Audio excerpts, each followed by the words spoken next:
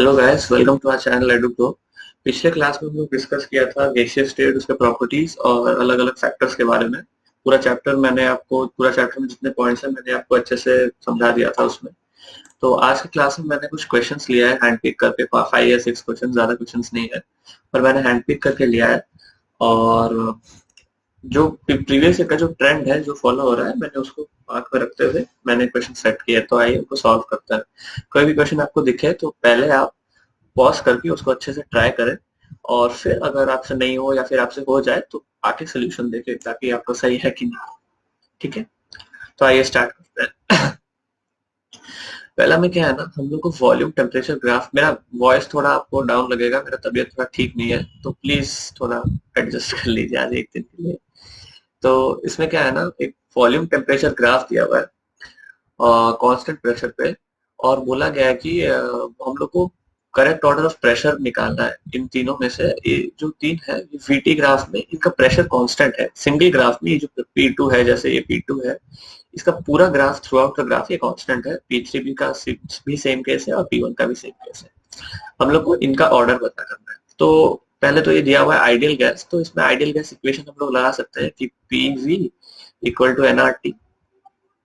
और क्योंकि given mass दिया हुआ है, आप अगर गौर से देखें तो एन का वैल्यू कांस्टेंट है, आर का वैल्यू तो कांस्टेंट हम लोग को पता है, एन का वैल्यू भी कांस्टेंट है क्योंकि गिवन मास है। तो पीवी इक्वल टू के टी लिख सकते हैं हम लोग, जिसमें के कोई एक कांस्टेंट है। तो वी क्या है ना, हम लोग लिख सकते हैं के बाई पी इंटू टी, ऐसे लिख सकते हैं। ठीक है, और क्योंकि ये आप अगर गौर से देखें तो ये वीटी ग्राफ है। ठीक है, वीटी ग्राफ है, तो वीटी ग्राफ अगर है तो ये ऐसे कुछ ग्राफ है क्या, y equal to mx type का ग्राफ है। v equal to K by P T, K को हम लोग m लिख सकते हैं, slope slope of the graph. ठीक है, तो ये ऐसा कुछ ग्राफ है y इक्वल टू mx। पर आपको लग रहा होगा कि इसमें तो y इंटरसेप्ट भी है, तो मैं आपको बता दूं ये y इंटरसेप्ट इसीलिए है क्योंकि ये जो जीरो टेम्परेचर है ना, हम लोग इधर नहीं बनाए। ठीक है, हम लोग जीरो को थोड़ा पीछे बनाए हैं क्योंकि जीरो तक पहुंचता नहीं है गैस। क्योंकि हम लोग को पता नहीं है जीरो पे इनफाइनाइट वॉल्यूम हम लोग को मिलता है भी नहीं है कि नहीं, क्योंकि हम लोग जीरो तक पहुंचे नहीं है, बहुत करीब तक पहुंचे तो जीरो तक नहीं पहुंचे अभी तक। तो हम लोग क्या करते हैं ना, ग्राफ को थोड़ा पहले ही समाप्त कर देते हैं, खत्म कर देते हैं। तो हमने इसको 0 डिग्री पे खत्म कर दिया है, तो इसीलिए इसका y इंटरसेप्ट आ रहा है। पर अगर आप असली ओरिजिन को देखें, इसमें तो ओरिजिन हम लोग शिफ्ट कर दिया है, असली ओरिजिन में ग्राफ जो है मीट कर रहा है, तो कोई दिक्कत वाली बात नहीं है। ये इक्वेशन हम लोग लगा सकते हैं, या बस आपको कंफ्यूज करने के लिए दिया है। तो हम लोग अगर गौर से देखें तो इसमें ये जो ग्राफ है, टू बोल सकता हूँ मैं इसको, P2 है। टू ग्राफ का स्लोप सबसे ज्यादा है। ठीक है, स्लोप का ऑर्डर 2:2, फिर 3, फिर 1 है। मतलब स्लोप सबसे ज्यादा 2 का है, फिर 3 का है, फिर 1 का है। तो मैं लिख सकता हूँ मेरा स्लोप क्या है, के बाई पी को मैं 1/p लिख रहा हूँ क्योंकि अल्टीमेटली हम लोग को कंपेयर कर रहे हैं ना सिर्फ।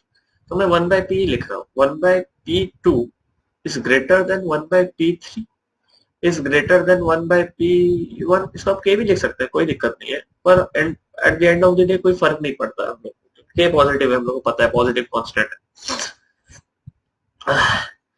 क्योंकि अब देखिए, अब के by P2 is greater than के बाई P3 हम लोग ने निकाला है स्लोप के हिसाब से। तो अगर मैं अभी रेसिप्रोकल करूं तो इक्वालिटी रिवर्स हो जाएगा, ये आपको पता है, मैथमेटिकल रूल है। तो इसको मैं ऐसे लिख सकता हूँ, P2 less than P3 less than P1। देखिए मेरा डिवाइडेड बाय के आएगा, फिर मैंने उसको के से मल्टीप्लाई कर दिया है, आप समझ गए होंगे। तो इसलिए मैं के नहीं लिख रहा हूँ बार बार। तो हम लोग का ऑर्डर आ गया। ठीक है, तो ये कौन सा ऑप्शन है, P1 ग्रेटर देन P3, ये वाला ऑप्शन है, सही है। ठीक है, आपको समझ में आया। नेक्स्ट क्वेश्चन में चलते हैं। हाँ, नेक्स्ट क्वेश्चन में रेट ऑफ डिफ्यूजन को हम लोग को कंपेयर करना है। रेट ऑफ डिफ्यूजन किसका ज्यादा है, तो ये इजी क्वेश्चन ही है। अगर आपको फॉर्मूला आता होगा तो रेट ऑफ डिफ्यूजन क्या होता है, रेट ऑफ डिफ्यूजन होता है जो है ये प्रोपोर्शनल होता है 1/m के, रूट ओवर एम के, 1/√m के। m क्या है, मोलर मास। जो भी गैस का आपको दिया हुआ है उसका मोलर मास, इसमें 1 और मोर देन 1 करेक्ट है। तो पहले का हम लोग कंपेयर कर लेते हैं। पहले का NH3 का मोलर मास कितना है, 14 + 3 17। और पीएच3 का क्या है, पीएच3 का तो एनएच3 से अलग ही होगा, तो ये तो नहीं होगा।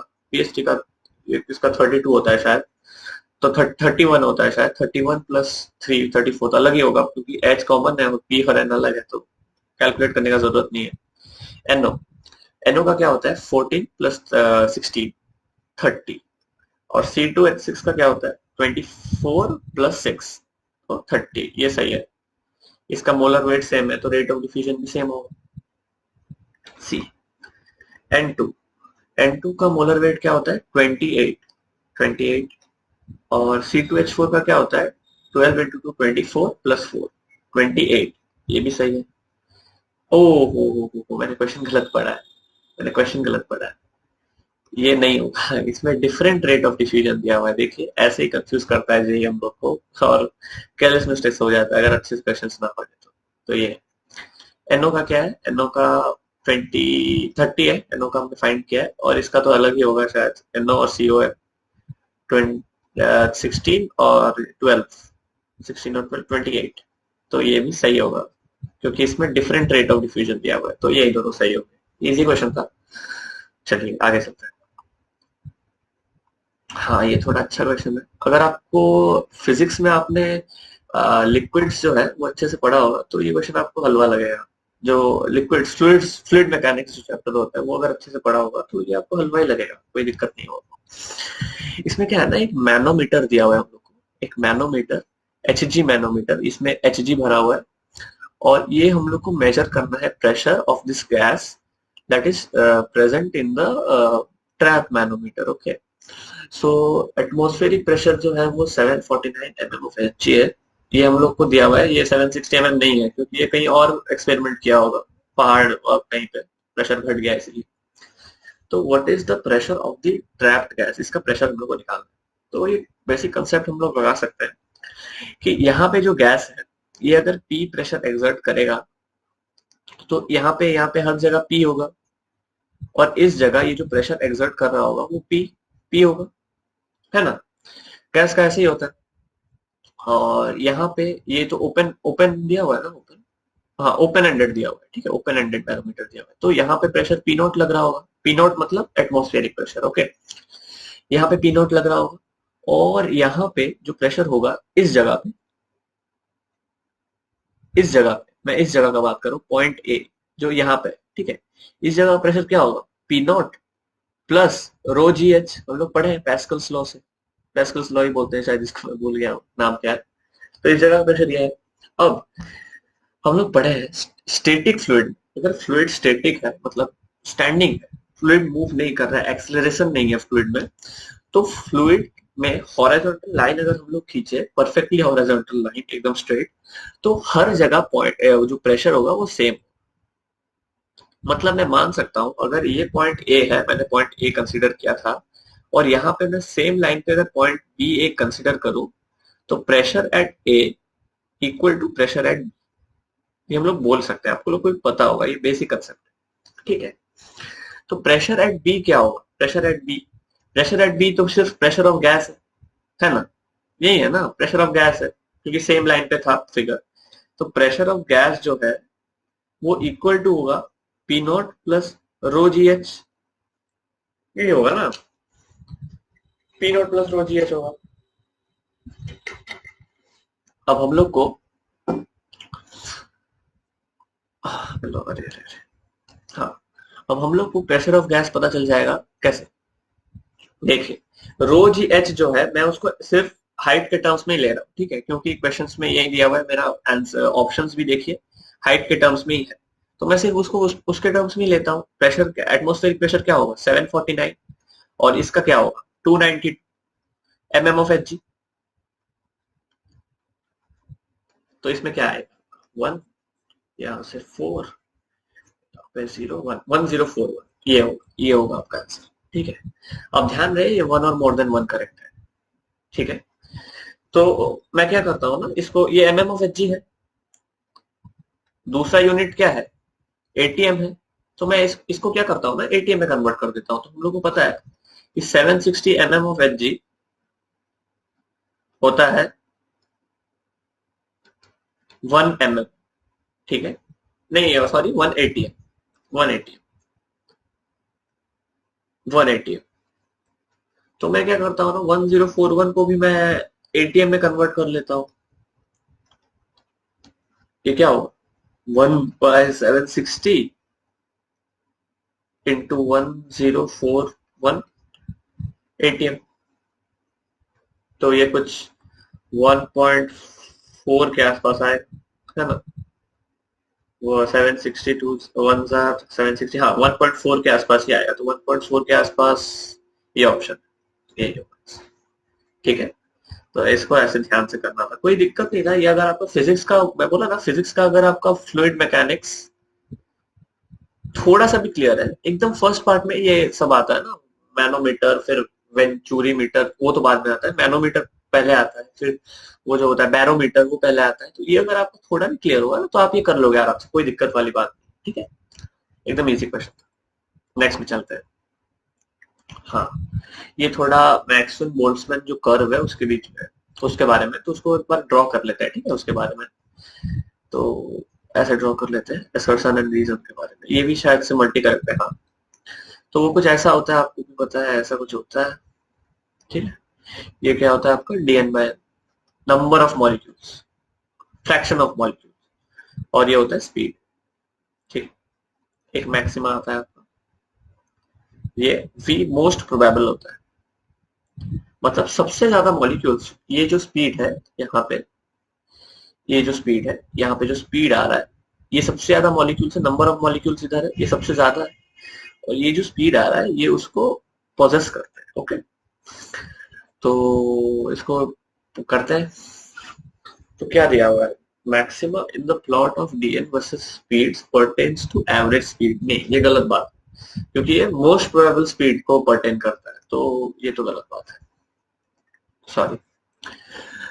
The plot of dn versus speeds is a straight line with positive slope। नहीं, हम लोग को दिख रहा है ये जो है, ये कर्व है, इसको हम लोग बेल शेप बोलते हैं, बेल शेप, ठीक है। ये स्ट्रेट लाइन नहीं, स्ट्रेट लाइन तो बिल्कुल नहीं।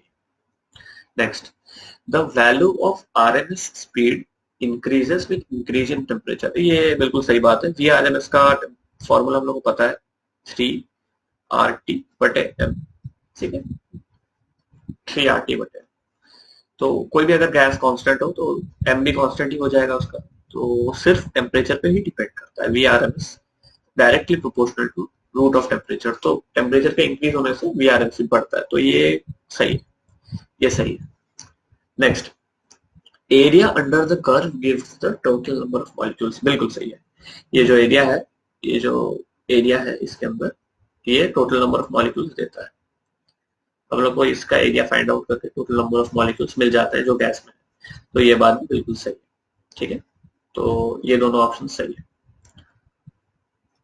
बी और डी सही है, हाँ, ठीक है। ये भी आसान ही क्वेश्चन था, कोई डिफिकल्ट वाला बात नहीं था। नेक्स्ट क्वेश्चन चलते हैं। ये जो क्वेश्चन है, ये जेई एडवांस 2014 में ऐसा ही क्वेश्चन है, यही वाला क्वेश्चन आया था शायद, एग्जैक्टली यही क्वेश्चन आया था जेई एडवांस 2014 में। ये थोड़ा अच्छा क्वेश्चन है, पर इसको भी अगर आप अच्छे से ध्यान से एनालाइज करोगे, थोड़ा ध्यान से भी एनालाइज करोगे, तो ये भी एकदम इजी क्वेश्चन था। जो जेई एडवांस में लोग कुछ क्वेश्चन बोलते हैं ना, जो स्कोरिंग होते हैं, जो कट ऑफ पार करने में हम लोग को मदद करता है, वैसा ही क्वेश्चन था, कोई ज्यादा डिफिकल्ट क्वेश्चन। तो इसमें क्या है ना, हम लोग को पीवी वर्सेस 1/v का ग्राफ दिया हुआ है, ठीक है। और हम लोग को बोला है कि निकाल ले एक मोल रियल गैस दिया है जिसका बी 0 है, वी जो होता है वैन डर वाल्स कांस्टेंट है, टी 300 केल्विन है, और पीवी वर्सेस 1/v का ग्राफ दे दिया है, और हम लोग को बोला है ए फाइंड करना, वैन डर वाल्स कांस्टेंट ए फाइंड करना। तो हम लोग क्या कर सकते हैं, पहले तो एकदम बेसिक से स्टार्ट करते हैं, ठीक है, ज्यादा सोचने का नहीं है क्वेश्चन करने से पहले। तो पहले हम लोग जो रियल गैस इक्वेशन है उसको लिखते हैं, ठीक है, रियल गैस इक्वेशन उसको लिखते हैं। वो क्या होता है, P plus A N square by V square into V minus N B equal to N R T, ठीक है। मैंने लिख दिया ये जो रियल गैस इक्वेशन है। तो मैं क्या करता हूँ ना, क्या दिया हुआ है मेरे को, पीवी वर्सेस 1/v। तो मैं ट्राई करता हूँ पीवी और 1/v को लाने का, ठीक है। जो इक्वेशन है उसमें पहले मैं क्या करता हूँ, 1 मोल को बैठा देता हूँ, ठीक है, मेरा आसान हो जाएगा कैलकुलेशन, और बी को भी 0 बिठा देता हूँ, ठीक है। तो मैं क्या करता हूँ, इसको 1 मोल बिठा देता हूँ एन को, तो ये a बाई वी स्क्वायर आ जाएगा सिर्फ, और बी को मैंने 0 बिठा दिया तो सिर्फ ये आ गया, और इसमें भी एन को मैंने 1 बिठा दिया तो आर टी आ गया सिर्फ। अब मैं क्या करता हूँ, मल्टीप्लाई कर देता हूँ नॉर्मल, जैसे हम लोग सोचते हैं मल्टीप्लाई कर देते हैं, तो ये क्या आएगा, P V plus A by V equal to R T. अब अगर आप ध्यान से देखें तो देखिए इंडायरेक्टली हम लोग को मिल ही गया जो हम लोग को चाहिए था, ये पीवी है और ये a इंटू 1/v है, तो हम लोग को मिल गया एक्चुअली, ठीक है। तो PV plus a into 1/v equal to R T मिल गया।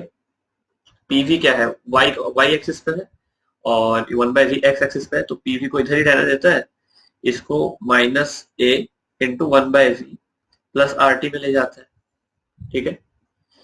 तो ये कुछ ऐसा हम लोग को, ये जो इक्वेशन है, सॉरी, जो इक्वेशन है इसको हम लोग ऐसे लिख सकते हैं, y equal to M X plus C, जिसमें m जो है नेगेटिव हम लोग को दिख रहा है, स्लोप नेगेटिव है, ग्राफ में भी अगर आप देखें ध्यान से तो स्लोप नेगेटिव है, स्लोप नेगेटिव है दोनों ग्राफ, ठीक है, दोनों ही जो प्लॉट्स है लोग स्लोप नेगेटिव।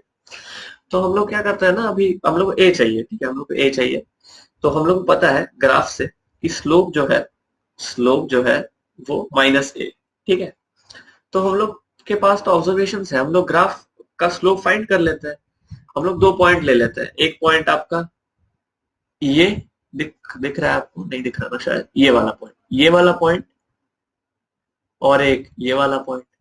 इसका कोऑर्डिनेट्स क्या होगा, ये p मान लेते हैं इसको और इसको q मान लेते हैं, इसका कोऑर्डिनेट्स क्या होगा 3,20.1, ठीक है। और इसका कोऑर्डिनेट्स हम लोग मान लेते हैं 2,21.6, ठीक है, 2,21.6 इसका कोऑर्डिनेट्स है, हम लोग को दिया हुआ है, तो हम लोग स्लोप फाइंड कर लेते हैं इससे। स्लोप क्या होगा, y2 माइनस y1। मैथ्स वाले ये सब नहीं कराते, बेसिक्स वो लोग स्किप कर देते हैं, पर मैं करवा देता हूँ, ठीक है। फिर क्या होगा 21, तो मैं 2 पॉइंट ले लेता हूँ, तो 21.6 माइनस 20.1 डिवाइडेड बाय 2 माइनस 3। मेरा 2 पॉइंट था ना, एक था 2,21.6, एक था 3,20.1। तो मैंने एकदम आसान से, एकदम सच्चे दिल से ये ले लिया। तो m क्या आ गया आपका, माइनस वो क्या होगा 1.5, माइनस 1.5। अब आपको पता है a क्या होगा, फिर a होगा आपका, a जो है वो आपका 1.5 आ जाएगा, a equal to minus m है, तो a इक्वल टू 1.5 आ जाएगा। एकदम इजी क्वेश्चन था, अगर आप ध्यान से देखें तो एकदम इजी क्वेश्चन था, जेईई एडवांस लेवल का क्वेश्चन ही नहीं था। और इसको थोड़ा, जो ड्राइंग है इसको थोड़ा कॉम्प्लिकेटेड बना दिया ये लोग, इसलिए थोड़ा बच्चे डर जाते हैं कि क्या आ गया, पीवी इक्वल टू 1/v आ गया, ये तो कन्वेंशनल ग्राफ नहीं है, तो बच्चे डर जाते हैं। पर एकदम इसको मैं इजी लेवल पे ही मार्क करूंगा, ठीक है। ये इजी क्वेश्चन था जेईई एडवांस का, अच्छा क्वेश्चन था, बस थोड़ा आपका जो कॉन्फिडेंस है वो टेस्ट करने वाला क्वेश्चन, बाकी कुछ नहीं था इसमें। नेक्स्ट क्वेश्चन में अगर हम लोग आए, हाँ, क्लोज्ड टैंक, ये भी जेईई एडवांस का क्वेश्चन है, ये शायद से 2019 में, 2018 में या फिर 19 में आया हुआ क्वेश्चन था। ये थोड़ा हलवा क्वेश्चन था और मैंने इसको थोड़ा इम्प्रोवाइज करके थोड़ा हल्का सा टफ बना दिया, ठीक है। पर अभी भी ये हलवा ही है, अभी भी इसको हलवा के कैटेगरी में आप लिख सकते हैं, आप इसको कैटेगराइज कर सकते हैं। पर थोड़ा जो जेईई एडवांस है ना, थोड़ा सा जस्ट टेस्ट करता है कि आपका कॉन्फिडेंस कैसा है एग्जामिनेशन हॉल पे, टेम्परामेंट कैसा है, वो बहुत इंपॉर्टेंट होता है। आपका कंसेप्ट से भी ज्यादा इंपॉर्टेंट टेम्परामेंट होता है एग्जामिनेशन हॉल। तो वही देखिए, मैं हमेशा बोलता हूँ कि जेईई एडवांस में जो लोग को अंडर 500 रैंक मिलता है ना, वो लोग सच में जीनियस है, ठीक है, सच में। मतलब वो लोग डे 1 से ही मेहनत करते हैं और वो लोग उस रैंक को डिजर्व भी करते हैं। पर जो जेईई एडवांस में जो लोग रैंक लाते हैं आपका 2 से 5K या फिर 6K के बीच, 2 से 6K का बीच, ये लोग वो होते हैं जो बहुत ही, जो नॉर्मल लेवल के इंसान होते हैं, मतलब नॉर्मल आईक्यू वाले स्टूडेंट्स होते हैं, और मेहनत ये लोग अच्छे से मेहनत करते हैं।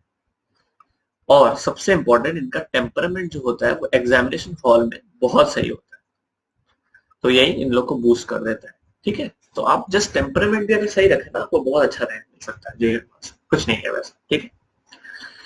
आगे क्वेश्चन में आता है वापस। हाँ, इसमें क्या है ना, फिगर 1 में हम लोग के पास एक क्लोज टैंक है जिसके 2 कंपार्टमेंट है ए एंड बी। अच्छा, दोनों फिल्ड विद ऑक्सीजन। ऑक्सीजन उसको एज्यूम कर लिया आइडियल गैस, तो फर्क नहीं पड़ता ऑक्सीजन है या कुछ और है, आइडियल गैस है, दोनों सेम गैस है, आइडियल है। The partition separating the 2 compartment is fixed and is a perfect heat insulator. अच्छा, ये जो है फिगर 1 में, ये जो है ये चीज जो है ये परफेक्टली हीट इंसुलेटर है, ठीक है। इसमें से हीट फ्लो नहीं कर रहा है और ये फिक्स्ड भी है, तो इसका वॉल्यूम भी कांस्टेंट रहेगा दोनों साइड, ठीक, समझ गए। If the old partition is replaced by a new partition which can slide and conduct heat but does not allow the gas to leak.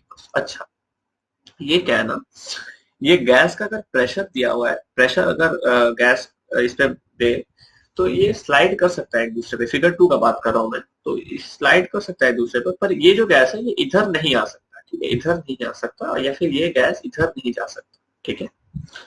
और हीट भी ये कंडक्ट कर दे रहा है, ठीक है, हीट ये कंडक्ट कर दे रहा है बीच में, तो कोई दिक्कत वाली बात नहीं है।